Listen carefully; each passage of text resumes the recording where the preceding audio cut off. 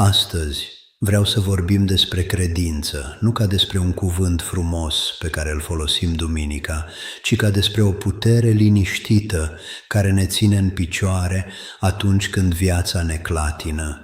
De multe ori oamenii cred că credința este doar o emoție sau o stare de entuziasm, însă eu am înțeles că ea este mai ales o alegere zilnică, o hotărâre de a rămâne lângă Dumnezeu, chiar și atunci când nu înțelegem ce se întâmplă. Credința nu înseamnă că nu ai întrebări, ci înseamnă că în mijlocul întrebărilor alegi să nu pleci.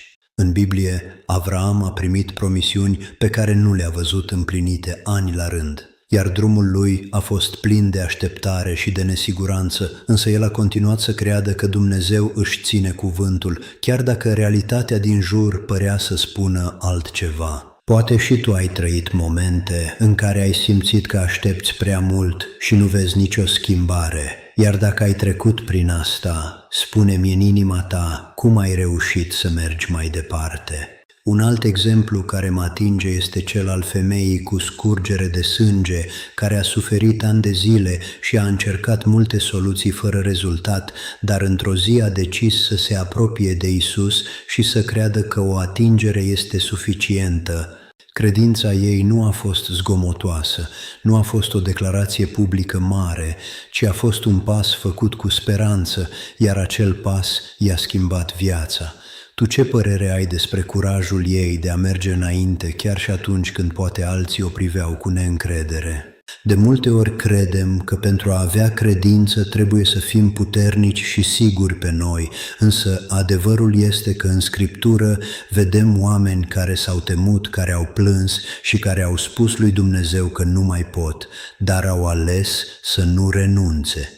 Petru a pășit pe apă privind spre Isus și cât timp a avut ochii ațintiți asupra lui, a mers, iar când s-a uitat la vânt și la valuri, a început să se scufunde. Credința nu l-a făcut perfect, dar l-a făcut să strige după ajutor și să fie prins de mână. Poate că și tu ai început un drum cu multă încredere și, la un moment dat, problemele din jur te-au făcut să-ți pierzi echilibrul, iar dacă ai simțit asta, spune-mi tu cum te-ai ridicat și ce te-a ajutat să continui. Credința nu este lipsa căderilor, ci este alegerea de a te ridica iar și iar, știind că Dumnezeu nu te lasă.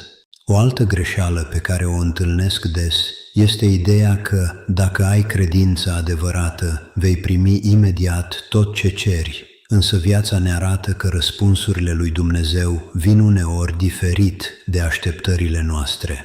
Credința nu este un schimb, nu este o condiție prin care îl obligăm pe Dumnezeu să facă ce vrem noi, ci este încrederea că El știe mai bine decât noi momentul și felul în care lucrurile trebuie să se așeze. Tu ce părere ai despre momentele în care te-ai rugat pentru ceva și nu ai primit exact ceea ce ai cerut, dar mai târziu ai înțeles de ce a fost mai bine așa? Aceste întrebări nu sunt pentru a te pune în dificultate, ci pentru a te ajuta să vezi că drumul credinței este mai profund decât simpla dorință de a scăpa de probleme.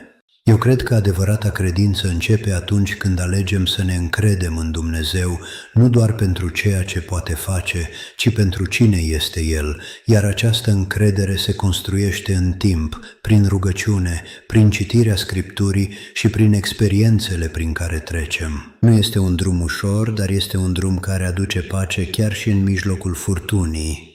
Dacă aceste gânduri ți-au deschis o întrebare sau o dorință de a înțelege mai mult, aș vrea să rămâi aproape, pentru că în episodul următor vom vorbi despre un lucru care poate întări sau slăbi credința noastră, iar felul în care îl privim schimbă totul. Scrie-mi ce înseamnă pentru tine credința astăzi și ce te face să o păstrezi vie, pentru că din întrebările tale se vor naște discuțiile care urmează.